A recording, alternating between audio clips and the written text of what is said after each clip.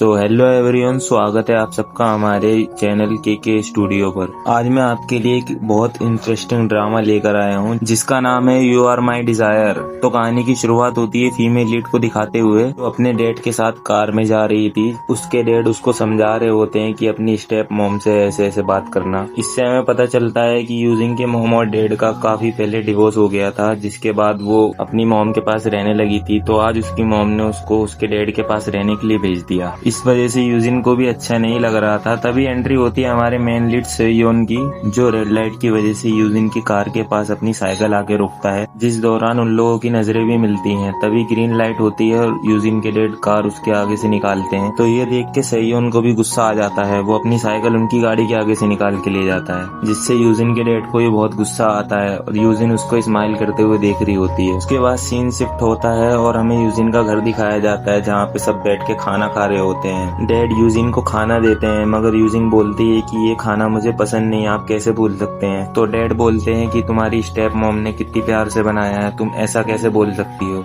Eugene कहती है कि आप कैसे भूल सकते हैं, मुझे इस खाने से एलर्जी है। लगता है डैड आप मेरे बारे में सब भूल चुके हैं। ये बोलकर यूजिन अपने रूम में जाने लगती है। इस पर डैड पीछे से चिल्ला रहे होते हैं कि पहले दिन ऐसे कौन बात करता है, तुम्हारी मॉम ने तुम्हें पूरा बिगाड़ दिया है। इधर शेंजुन अपने घर आ जाता है और हमें पता चलता है कि शेंजुन अपने अंकल की ज्वेलरी की शॉप चला रहा होता है। इधर डैड आके यूजिन से बोलते हैं कि तुम अपने पूरे कपड़े तो लेकर आई हो ना, अगर नहीं लाई हो तो चलो हम कल जाकर ले लेंगे। इस पर यूजिन बोलती है कि नहीं, इसकी क्या जरूरत है, वैसे भी मैं 2 दिन बाद जाने वाली हूँ। ये सुनकर डैड उसे कुछ बताना चाहते हैं मगर नहीं बताते। ये देखकर यूजिन को शक होता है तो वो पूछती है क्या डैड आप मुझसे कुछ छुपा रहे हैं। डैड उसे सोने के लिए बोलने लगते हैं पर वो बाहर जाने लगती है आंटी से पूछने के लिए, तो डैड उसे रोकते हैं। इस चक्कर में यूजिन के हाथ में जो ब्रेसलेट था वो गिर जाता है और टूट जाता है, पर डैड उसे रोक के सोने के लिए बोल के चले जाते हैं। यूजिन टूटे हुए ब्रेसलेट को उठाती है जो उसकी मॉम ने दिया था। फिर वो मॉम को मैसेज करती है जिसका कोई रिप्लाई नहीं आता। ये देखकर वो मॉम को कॉल करती है मगर फोन भी बंद जा रहा होता है। फिर हम अगले दिन देखते हैं यूजिन एक शॉप पर आई हुई होती है ब्रेसलेट को ठीक करवाने के लिए, जहाँ हमें पता चलता है कि ये शॉप सेंजुन का ही है और यहाँ पे उसकी हेल्प करने आते हैं यांग और सॉन्ग उसके फ्रेंड्स। तो यांग ब्रेसलेट लेके बोलता है कि इसे तो मैं कुछ देर में रिपेयर कर दूंगा, जब तक आप शॉप में और सामान देखिए। तो ये सुनकर सुजिंग इधर उधर देखने लगती है, जहाँ पे उसको एक पेन मिलता है। यूजिंग उस पेन को हाथ में लेके देख रही होती है। तभी यांग चिल्लाता है कि उस पेन को मत छूना। यांग उससे पेन लेने के लिए तुरंत भागता हुआ आता है। इस चक्कर में ब्रेसलेट गिर के और ज्यादा डैमेज हो जाता है। ये देखकर यूजिंग उस पर गुस्सा करने लगती है। तभी सेंजुन आता है, वो बोलता है चिंता मत करो, मैं इसे ठीक कर दूंगा। सेंजुन कहता है कि मैं इसे 2-3 दिन में रिपेयर करके दे दूंगा। इस पर यूजिंग कहती है कि मगर मैं कल वापस जा रही हूँ। तो सेंजुन कहता है कि कोई नहीं, मैं इसे बना दूंगा। लेकिन तभी बाहर से कुछ लोगों की चिल्लाने की आवाज आती है। तो ये लोग बाहर आके देखते हैं, जहाँ कुछ लोग इनके ऊपर चिल्ला रहे होते हैं और साथ ही तोड़फोड़ भी कर रहे होते हैं, क्योंकि इनकी कार को सॉन्ग ने थोड़ा आगे खड़ा करवा दिया था। इन लोगों ने कार दुकान के सामने ही पार्क कर दी थी इसलिए। तो ये लोग इस चीज का कॉम्पनसेशन मांग रहे थे सेंजुन से। ये सुनकर सेंजुन कहता है कि ये जो तुमने तोड़फोड़ मचाई है इसका कॉम्पनसेशन तुम कैसे करना चाहोगे। तो ये सुनकर सामने वाला बंदा वहाँ पे और तोड़फोड़ करने लगता है। ये देखकर सेंजुन और सॉन्ग दोनों इनसे लड़ने लगते हैं। यहाँ पर बड़ी धमाकेदार फाइट होने लगती है। तभी हमें अंदर दिखाया जाता है। यांग बोलता है कि आप चिंता मत करो, हम इसे बनवा के दे देंगे, तब तक के लिए आप यहीं पे रुको क्योंकि मुझे भी लड़ने जाना है। यांग दरवाजा लॉक करके बाहर चला जाता है। सेंजुंग तो सामने वाले बंदे को बहुत बुरी तरीके से मार रहा होता है खिड़की में, जहाँ पे से यूजिंग उसको देख के स्माइल कर रही होती है। पर यूजिंग को लेट हो रहा होता है, इसलिए वो एक नोट पर लिख कर जाती है कि मैं आपका पेन लेके जा रही हूँ, जब मेरा ब्रेसलेट आप रिपेयर कर देंगे तब हम इस चीज को एक्सचेंज कर लेंगे। सेंजुंग अंदर आके वो नोट देखता है। डैड ने यूजिंग को उसकी मॉम के बारे में कुछ बताने के लिए बुलाया था, लेकिन यूजिंग के वहाँ पहुँचने तक उसकी मॉम वहाँ से चली गई थी। यूजिंग को देखकर उसके डैड बोलते हैं कि तुम्हारी मॉम ने ये सब किया है, तुम्हें हमेशा के लिए मेरे पास रहने के लिए भेजा है और तुम्हारा स्कूल भी ट्रांसफर करा दिया है, लिंग हाई स्कूल में तुम्हारा एडमिशन कराया है। तो यूजिंग पूछती है कि मगर मॉम कहाँ गई। डैड उसे बताते हैं कि वो अब्रॉड चली गई, इसलिए समझ जाओ कि कौन तुम्हारा केयर करता है, इसलिए अपनी स्टेप मॉम और उनके बेटे के साथ थोड़ा अच्छे से रहना सीख लो। ये सुन के यूजिंग एयरपोर्ट के लिए निकलती है। काफी बार कॉल करने के बाद उसकी मॉम कॉल पिक करती है। मॉम भी उसे यही बोलती है कि तुम्हारे लिए अच्छा यही होगा कि तुम अपने डैड के पास रहो। यूजिंग कहती है कि जिन्होंने मेरी आज तक कभी केयर नहीं की, जिनको मेरे बारे में कुछ याद भी नहीं हो, मैं उनके पास कैसे रह सकती हूँ। मॉम बोलती है कि ये तुम्हें बहुत जल्दी समझ आ जाएगा, अपना ख्याल रखना। ये बोलकर मॉम कॉल काट देती है। तो यूजिंग सैड होकर एक शॉप के अंदर बैठ जाती है और सोचने लगती है कि शायद मेरे मॉम डैड कोई भी मेरे को प्यार नहीं करता। था। वहाँ बैठकर वो एक केक खा रही होती है, तभी सामने से वही बंदा आता है जिसे शेंग जब मार रहा था तो वो हंस रही थी। वो बंदा यूजिंग को देख के शॉप के अंदर आने लगता है गुस्से में। यूजिंग के हाथ से केक गिर जाता है डर के मारे, लेकिन तभी उसके सामने शेन आ जाता है। एपिसोड के स्टार्ट में हमने देखा था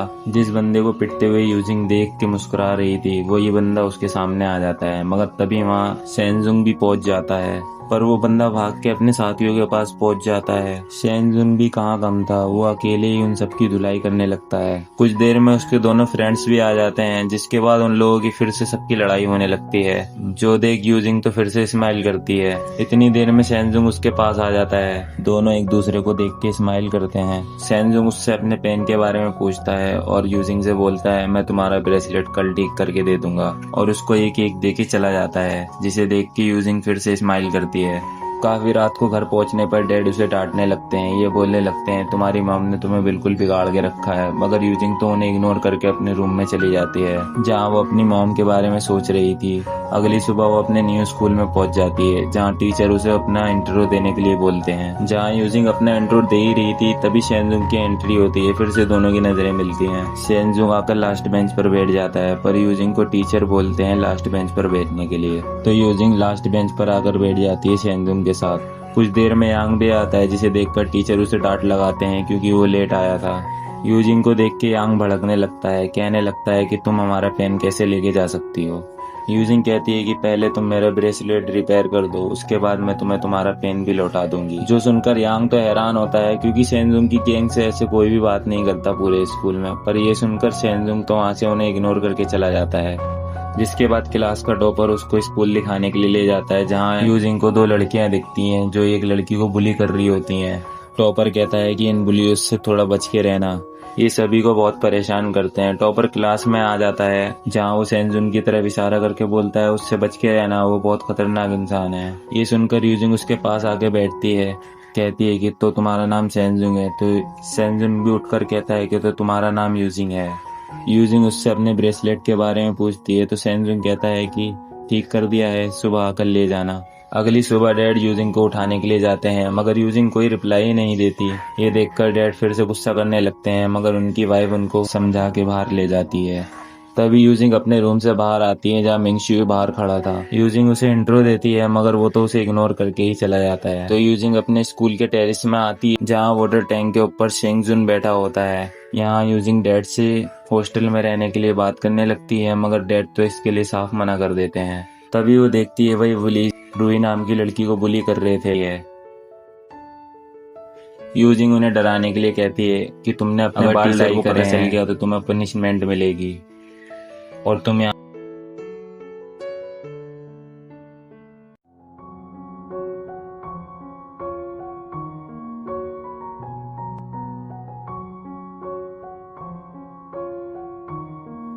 ये कहकर वो उसे लड़की को लेके वहाँ से चली जाती है। तभी शेनजुंग वहाँ से नीचे उतरता है।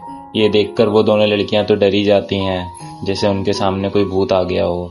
शेनजुंग कहता है कि समझ गई ना, वो मेरी डेस्कमेट है, तो सोच समझ के करना जो भी करना। इधर हमें पता चलता है उस लड़की का नाम रूही है। रूही यूजिंग से कहती है कि ये बात किसी को मत बताना प्लीज। ये सुनकर यूजिंग वहाँ से जाने लगती है। जाते हुए उसे सॉन्ग भी देख रहा होता है। ये देखकर वो शेनजुंग से बात करने आता है कि वो ब्रेसलेट वाली लड़की हमारे स्कूल में ही पढ़ती है। तो शेनजुंग कहता है हाँ, और वो मेरी डेस्कमेट है मेरी क्लास में। ये सुनकर सॉन्ग थोड़ा शॉक होता है, क्योंकि आज तक उसका कोई डेस्कमेट नहीं बन पाया था। जिसके बाद बी क्लास में यूजिंग का कोई पार्टनर नहीं बन रहा था एक्सरसाइज करने के लिए, जिसे देख यांग शेनजुंग से कहता है कि तेरी डेस्कमेट तो अकेली बच गई, क्यों ना तू उसकी मदद कर दे। ये सुनकर शेनजुंग कहता है कि तुम फिक्र मत करो, वो खुद कुछ ना कुछ कर लेगी। और यूजिंग सच में अपने पैरों में डंबल फंसाकर एक्सरसाइज करने लग जाती है, जिसे देखकर सब लोग तो शॉक होने लगते हैं। छुट्टी के बाद शेनजुंग यूजिंग के पीछे पीछे जाता है, क्योंकि यूजिंग उसे कूल लगी। तभी यांग और सोंग आके उसकी मस्ती करने लग जाते हैं कि जा तेरी डेस्कमेट से बात करने। तो यांग कहता है मेरी तो हिम्मत नहीं है, क्योंकि मुझे लगता है वो इससे भी बड़ी राउडी है। वहीं यूजिंग तो अकेले चलते हुए घर चली जाती है, जहाँ वो मिंगशू के लिए मिल्क शेक लेकर गई थी ताकि वो उससे कुछ बात कर सके। पर मिंगशू तो उससे कोई खास बात नहीं करता। अब शेनजुंग के पेन का एक पार्ट मिसिंग था, जिसे यूजिंग ने अपने दोस्त से मंगा लिया था। तो अगले दिन स्कूल पहुंचने पर यांग उससे अपने पेन के लिए पूछता है, जो सुनकर यूजिंग उन्हें उनका पेन दे देती है और वो नया पार्ट कार्ड भी दिखाती है जो उसने मंगवाया था, जो सुनकर शेंगयुंग उससे उसका प्राइस पूछता है, पर यूजिंग उससे पूछने लगती है कि मेरा ब्रेसलेट ठीक कर दिया। शेंजुंग कहता है कि हाँ वो मैंने ठीक कर दिया, तुम शॉप पे आकर ले जाना।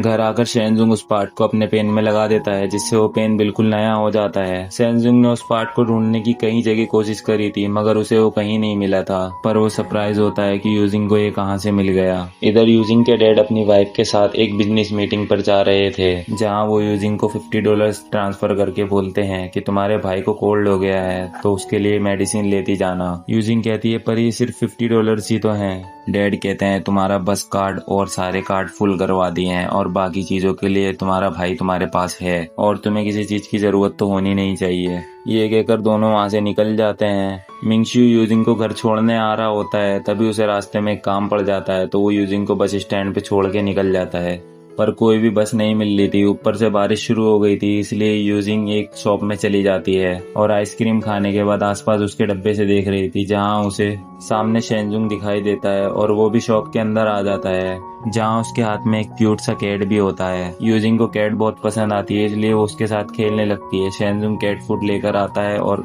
उसके साथ बातें करने लगता है। जहाँ वो शॉप आकर ब्रेसलेट ले जाने की बात करता है तो यूजिंग उसके साथ शॉप में चली जाती है, जहाँ उसे वो पेन के लिए थैंक यू कहता है और उसे उसका ब्रेसलेट लौटाता है जो उसने बहुत अच्छी तरह से रिपेयर कर दिया था। शेंजुंग को कैट की केयर करते हुए देखकर यूजिंग समझ जाती है कि जितना वो बाहर से पत्थर दिल दिखता है उतना वो अंदर से नहीं है। तभी उसके फ्रेंड्स यांग और सोंग वहाँ पहुंच जाते हैं खाना लेकर, तो यूजिंग कहती है आप लोग खाना खाओ, मैं चलती हूँ। ये सुनकर यांग कहता है कि तुम भी हमारे साथ डिनर करके ही जाना। ये सुनकर यूजिंग वहीं रुक जाती है। फिर ये चारों साथ में बहुत अच्छे से डिनर करते हैं, जहाँ खाना कम पड़ जाता है, तो यांग और सोंग और खाना लेने के लिए चले जाते हैं, जिस दौरान शेंजुंग उसे अपना घर दिखाता है और ये बोलता है कि ये मेरे अंकल का घर है और ये शॉप भी उन्हीं की है, उनसे ही उन्हें सिल्वर ज्वेलरीज बनाना सीखा है। तो शेंजुंग उसे शॉप की चीजें देखने के लिए कहकर बाहर चला जाता है, क्योंकि कैट बाहर भाग गई थी। इधर सोंग यांग को बताता है कि तुझे नहीं लगता शेंजुंग थोड़ा बदल गया है, मतलब यूजिंग से मिलने के बाद थोड़ा ज्यादा ओपन अप हो गया है।